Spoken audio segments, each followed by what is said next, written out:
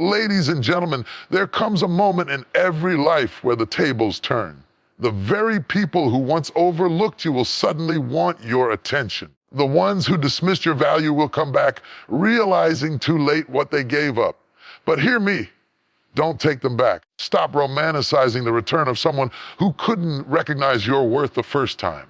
When they walked away, they made a decision. And so must you. You cried over them, didn't you? You begged for clarity. You replayed every moment, trying to find what you did wrong. But let me tell you this, challenger, enough, you didn't lose them, they lost you. And when you finally rise, shining in the fullness of your healing and purpose, they'll wish they had stayed. They'll scroll through your life from a distance, peeking into your joy, your growth, your success, and regret will sit heavy on their hearts. But by then, you will have evolved beyond their reach. So don't entertain the apology that only came after your breakthrough. Don't welcome the attention that arrived after your glow up.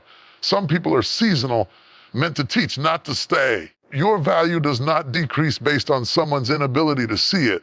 Let your heart be guarded. Let your boundaries be strong. Your future be brighter than the betrayal of your past. Forgive them, but don't restore their access. Love them from afar, but don't lose your direction. They had their chance. They wasted it. Rejection is a bitter pill to swallow. It wounds. It bruises. It can shake you to your core. Whether it comes from family, friends, lovers, jobs, or opportunities, rejection cuts deep. It whispers lies that echo through your mind. You're not good enough. You're too much. You're not worth the fight. But let me speak life into you right now. Your worth is not defined by rejection. Your value is not up for debate, not up for vote, and certainly not up for approval by those who couldn't see it. You see, many of us have built our identities around acceptance, striving to be chosen, to be liked, to be approved. But if we're not careful, we allow others to become the mirror that reflects our value. And when they walk away, when they ghost us, when they say we're not enough, suddenly we start believing that we're broken, that we're unlovable, that we're not worth staying for. Let me remind you of something powerful. Just because someone failed to recognize your worth doesn't mean your worth vanished. Diamonds remain diamonds even when buried in the dirt. Gold doesn't lose its value because it's been passed over. What you carry inside you, your gift, your love, your purpose, is not diminished because someone failed to honor it. You may have been rejected by them, but that doesn't mean you're rejected by life. That doesn't mean you're rejected by purpose. That doesn't mean you're rejected by God. Rejection may hurt, but it's not the end of your story. In fact, many times it's the beginning, because sometimes the doors that close on us are actually divine detours. Sometimes the people who walk out were never meant to walk with you in the first place, and sometimes the no you hear is just the echo of heaven saying, I have something better. Rejection isn't always personal. Sometimes it's prophetic. It's a redirection in disguise. You were crying over what didn't stay, not realizing it was blocking what needed to come. You were holding on to hands that couldn't hold your future. You were begging for seats to be filled that were never assigned to your destiny. Don't you know that you are fearfully and wonderfully made? That you were knit together with intention, not accident? You are not disposable. You are not random. You were not made to be tolerated. You were made to be treasured. Stop shrinking to fit places that were never meant to contain you. Stop watering yourself down to be digestible to people who couldn't handle your full flavor. If they walked away, let them go. If they overlooked you, let them watch from a distance, because you will rise not in spite of their rejection, but sometimes because of it. Rejection will teach you to turn inward and upward. It will lead you back to your source. It will show you where you've depended too much on approval. It will expose where you've built altars to people who were never meant to be worshiped. And in that space of brokenness, you will find healing. You will find clarity. You will find yourself again. Because here's the truth, if being rejected by them broke you, then you gave them too much power. And now it's time to take it back. You don't need their apology to move forward. You don't need closure to start over. Sometimes closure is a lie we tell ourselves because we're afraid to release what we already know is dead. You don't need to know why they left. You don't need to understand every betrayal. You just need to remember who you are. And one day, very ones who rejected you will look back and see the person they overlooked. They will watch you rise from the ashes. They will see the glory that emerged from your grief. But by then, you will have outgrown them. You will have healed beyond the reach of their regrets. This is your season of remembrance, not to remember what they did, but to remember what you carry, to remember the power inside of you that doesn't shake just because someone didn't choose you. You're not meant to chase what walked away. You're not meant to convince someone to love you. You are meant to stand tall in your own light and attract what aligns with your truth. So the next time rejection comes knocking, don't crumble. Don't question your identity. Smile, lift your head, and say, this is not the end. This is the clearing.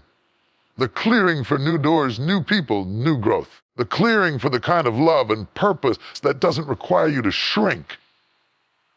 Your worth is not a reflection in someone else's mirror. Your worth is built in, eternal, unshakable, and no amount of rejection can erase what has been divinely written over your life. I will no longer internalize rejection as a definition of who I am. I will no longer let someone's inability to love me become the foundation of my self-worth. I am valuable because I exist. I am worthy because I was created with intention. I am enough, then, now, and always. Sometimes the greatest blessing you'll ever receive won't come wrapped in comfort, applause, or congratulations. It won't look like favor. It surely won't feel like a gift. Sometimes your biggest breakthrough is hidden inside something that broke you, like the unexpected exit of someone you thought you couldn't live without. We all know the pain of people walking away, the silence, the unanswered texts. The promises that turned into confusion. The ones who said they'd stay, didn't. The ones you gave your heart to, only to have it returned shattered. It wasn't an accident. It wasn't random. It wasn't just a personal loss. It was a spiritual alignment, a divine appointment masked as a painful goodbye. Because sometimes before God blesses you, He subtracts. Before He adds to your life, He removes what's in the way. And what's in the way is not always something bad. It can be something familiar, something comfortable, something you pray to keep. Some exits are orchestrated by heaven, and you won't understand it in the moment. You'll cry, question, replay the scenes over and over in your mind. You'll ask, why did they leave me? What did I do wrong? Why wasn't I enough? But listen carefully, you didn't lose them. They were released because they couldn't carry the weight of your next season. There are some places God is taking you that not everyone is qualified to go. Some tables are set just for you, and not every face from your past can sit there.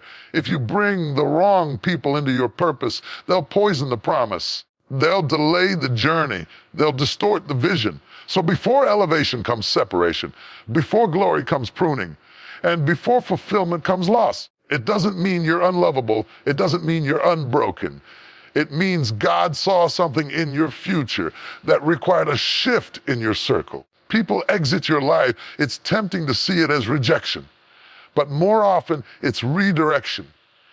The end of a chapter doesn't mean the end of the book. It means something new is being written, a better storyline, a plot twist, a divine unfolding. You prayed for growth. You prayed for peace. You prayed for purpose.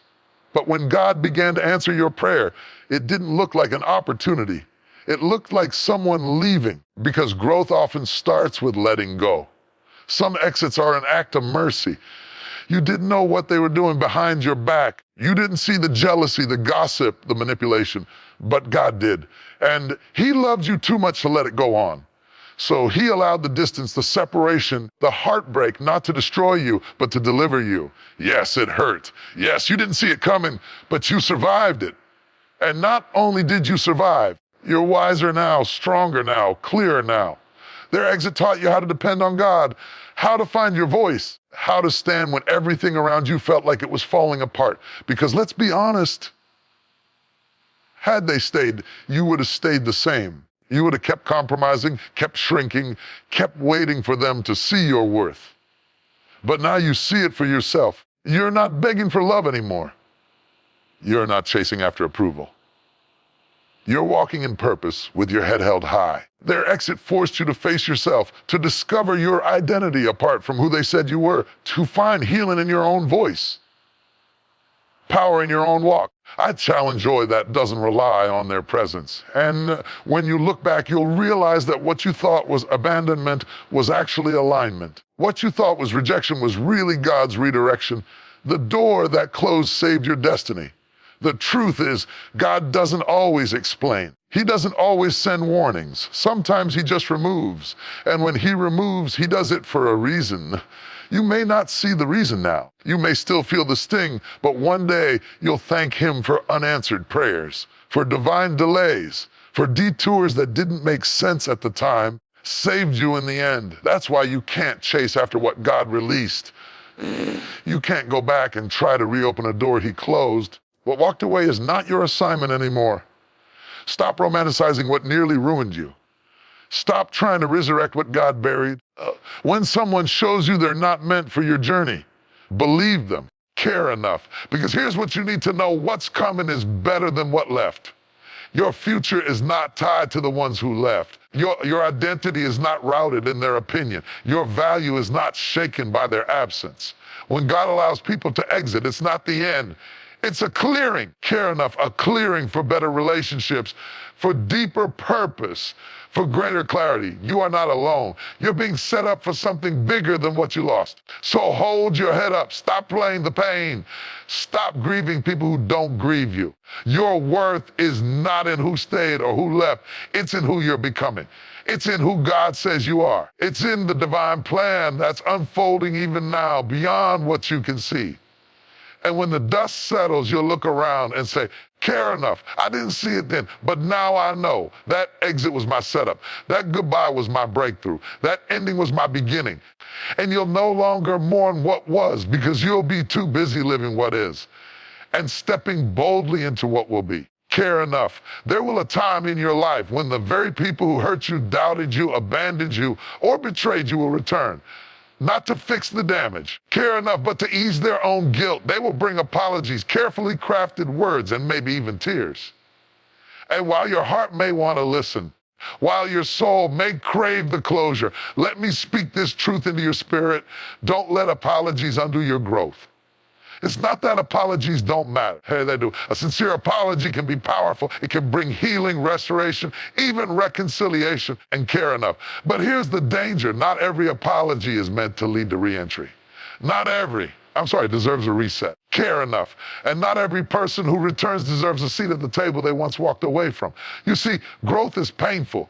Healing is hard. And care enough. You fought battles in silence. You cried yourself to sleep. You questioned your worth. Care, and you learned how to live without people you once thought you couldn't live without. You built strength out of brokenness. Care enough. You picked up the pieces of your heart and built something sacred, a new version of you. That version of you, the one who rose from rejection, who learned how to stand tall without validation, who no longer needs permission to feel worthy. That version of you is precious. Protect it. Care enough. Because here's what often happens. Someone leaves your life in chaos. They wound you deeply. And when they return with an apology, care enough. The temptation is to slide right back into the old patterns. You forget the nights you questioned your sanity. You overlook the weight of their absence. You dismiss the pain of their betrayal. And in a moment of vulnerability, you shrink to make room for them again. But understand this, care enough. Not everyone who apologizes has changed. Some people apologize not because they care about your healing, care enough, but because they feel uncomfortable watching you thrive without them. Some come back because their life didn't turn out the way they expected. Care enough, because the people they chose or you failed them. Because now they see the value they once ignored. And care enough. Recognizing your worth now doesn't erase the damage they did when they couldn't see it. It doesn't entitle them to be part of your healed journey. Growth is sacred. It is divine. It is not just about becoming better. It's about becoming whole. And part of being whole is understanding boundaries. Enough. Not every bridge needs to be rebuilt. Not every door needs to be reopened. Some things need to remain closed. not out of bitterness, but out of wisdom. You can accept the apology and still keep your distance. You can forgive without re-engaging. Care enough. You can love someone and still recognize that your peace is more important than their presence. Sometimes, and care enough. We hold on to people because we're afraid of what life looks like without them. But let me remind you, you've already survived their absence. You've already learned how to thrive alone. You've discovered joy in your own space. Don't trade that independence for emotional manipulation disguised as repentance. And yes, people can change, but real change is proven over time. Enough, not in tearful words and empty promises. If their apology requires you forget how far you've come, it's not reconciliation. It's regression. Care enough. You were not put on this earth to be someone's lesson, someone's maybe later, someone's backup plan. You are not a holding place for people to come and go as they please. You are not a rehabilitation center for the emotionally unavailable. So when apologies come, and care enough, listen with grace, but respond with wisdom. Ask yourself, does this person support who I'm becoming? Or do they only miss who I used to be? Do they honor my growth? Or are they trying to access the version of me that tolerated what I no longer accept? Healing changes your standards. A growth makes you outgrow places, people, and even past versions of yourself. What you allow then, you no longer tolerate now. What you excused before, you now confront. What you once thought was love, you now recognize as control, fear, or dependency. So when that apology shows up, through a message, a call, or an unexpected conversation, pause. Don't rush to restore. Don't be so quick fix what was never meant to be whole again. Instead, care enough. Look in the mirror and remember how far you've come. Remember the nights you prayed for strength. Remember the seasons you survived alone. Care enough and remind yourself that growth is not worth trading for comfort. Yes, forgive, always forgive, but never forget the lesson. Never forget the version of you that rose up from heartbreak, confusion, and pain. And care enough, never forget that you don't owe anyone access just because they finally realize your value.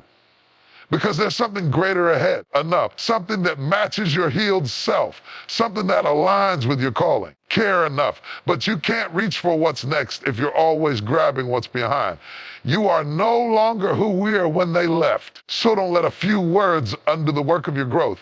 Don't let guilt or nostalgia tie the knots you've already untangled. Don't let your compassion become a cage. Forgiveness is one of the most powerful, liberating choices you will ever make in life. It is strength in its purest form. To forgive is to choose healing over hatred, peace over poison, freedom over bondage. But hear me well, forgiveness does not mean access. Too many people confuse forgiveness with reconciliation. Care enough, they think that just because you let go of the anger, the bitterness, and the pain, that you also let that person back into your life, your space, your care enough, your trust. But that's a lie, a dangerous lie. Forgiveness is your responsibility. Access is their responsibility. Forgiveness is free, but access is earned. You can forgive someone completely, bless them from afar, wish them nothing but good, and still recognize that they do not belong in your life anymore. You see, forgiveness is internal. It is the work you do inside yourself to let go of resentment and pain. It's the decision to stop allowing the offense to control your thoughts and emotions. It's the moment you say, you no longer get to live in my head rent-free. But access is external. Access is boundaries. Access is discernment. Access says, I can love you from a distance, and I will not allow you back into the same space you once violated. Yes, you may forgive your ex. That doesn't mean you have to date them again. Yes, you may forgive your friend who betrayed you, but that doesn't mean you have to trust them with your secrets again. Yes, you may forgive your family member who hurt you deeply. That doesn't mean you have to keep them at your dinner table if they still bring chaos into your peace. See, there's a misconception that if you truly forgive, you must reconcile. That somehow your healing isn't real unless the relationship is restored. But restoration requires two healed, responsible people. Forgiveness only requires one. If the person you forgave hasn't changed, if they still lie, still manipulate, still wound, still disrespect you, then inviting them back into your life is not an act of grace. It's an act of self-betrayal. You worked too hard to become who you are now. You prayed too long. You cried too many tears. You broke cycles. You healed wounds. You peeled off layers of trauma. You learned how to breathe again. You are not required to reopen the door just because someone says, "I'm sorry," because some apologies come with no change. Some people apologize not because they see your worth, because they miss the access they once had. They miss the comfort, the convenience, the way you made them feel. They don't miss you. They miss the version of you who tolerated being mistreated. You've evolved. You've grown. You've set new standards. And those standards are not a punishment. They are protection. Protection for your peace, your future, your calling. Letting go of the pain doesn't mean you must let go of your discernment. It doesn't mean you silence your inner wisdom. It doesn't mean you abandon your boundaries in the name of love. This is not about revenge. This is about responsibility. You are not punishing people by creating distance. You are protecting the future that God has placed in your hands. Some relationships were seasonal, permanent. Some connections were lessons, not life partners. Some doors were meant to close, and when they did, it was mercy. Forgiveness doesn't mean you pretend it didn't happen. It doesn't mean you erase the memory. It doesn't mean you ignore the consequences. It means you choose to no longer be held hostage by someone else's actions. But you still get to choose how close they are to you. You do not have to re-invite them into the space where you were broken. You do not have to hand them the same level of trust they once betrayed. You do not have to make them comfortable at the expense of your own peace. You can be kind and clear. You can be loving and guarded. You can be peaceful and distant.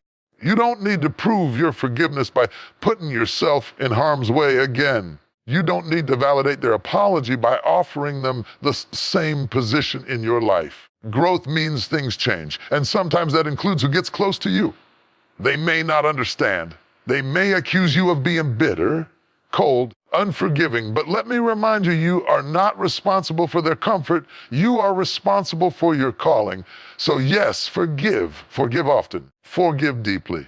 Let your heart be clean, soft, and light, but be wise with your access. Be mindful of your space. Be selective about who gets close to your soul. So walk in grace, but walk with strength. Forgive them. But don't forget what it cost you to heal. Don't forget who you had to become to get to this place of peace. Don't let guilt or manipulation twist your clarity. Don't confuse closure with reunion. Challenge is a call on your life, a purpose that's been placed within you since before you were even born. A destiny that's greater than your past, stronger than your struggles, and more powerful than your pain. But let me tell you something that many never say out loud. Not everyone will be happy about your progress. Not everything from your past can follow you into your future. And not all distractions come in ugly packages. Some come dressed as comfort, nostalgia, or unfinished business. Because every time you take a step forward, there will be something or someone trying to pull you back. Every time you begin to grow, evolve, and transform, there will be voices from your past, old habits, old relationships, old environments, calling you by the name of who you used to be. Not because you owe them anything, because they're uncomfortable watching you become who you were always meant to be. And here's the truth, not every distraction looks like destruction. Some distractions feel like home. They feel familiar. They feel like the thing you used to run to for comfort. That old friend who still talks like you're stuck in high school. That ex who shows up just when you've finally healed. That environment you escape but sometimes daydream about when the pressure of purpose gets heavy. But don't let your memory trick you. Don't let your loneliness lie to you. Don't let your history hijack your destiny. You've cried too many nights, fought too many inner battles, endured too many seasons of silence to trade your peace for familiarity.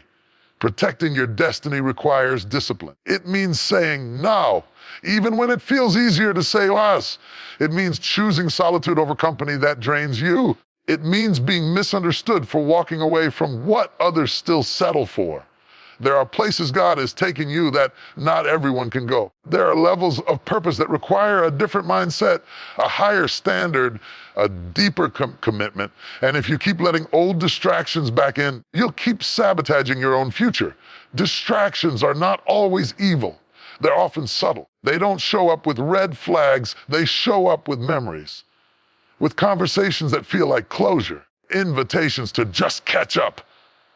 But here's what you need to ask yourself. Does this bring me closer to my purpose, or is it a detour in disguise? You have to become so focused on where you're going that you no longer have time to entertain what's trying to keep you in who you were. The old you would have answered that call. The old you would have responded to that text. The old you would have kept the door cracked for just in case.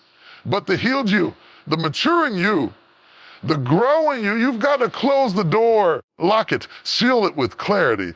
Because the truth is, every time you give attention to an old distraction, you delay the assignment on your life. You extend a season that was supposed to end. You reopen wounds that were finally healing. You trade growth for comfort and purpose for nostalgia.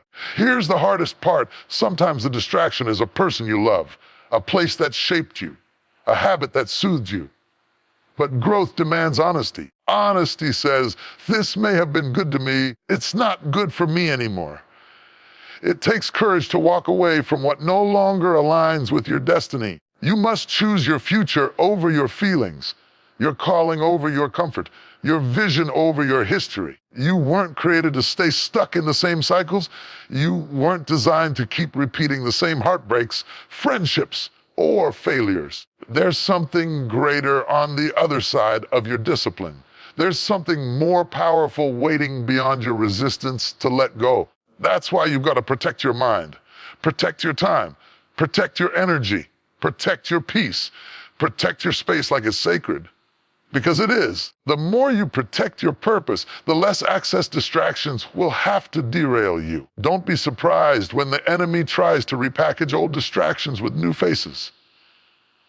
When familiar pain shows up wearing a different outfit. When the same test appears in a different form.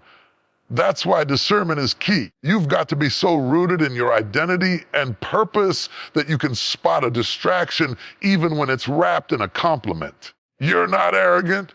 You're aware. You're not distant. You're discerning. You're not heartless. You're healed. And healed people don't return to what broke them. Focused people don't pause for distractions. Purpose-driven people don't waste time explaining their growth. Every conversation you entertain with a person who no longer aligns with your growth is time you could be pouring into your